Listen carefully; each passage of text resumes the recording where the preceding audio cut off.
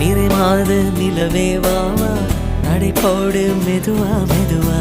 அழகே உன் பாடு அறிவேனம்மா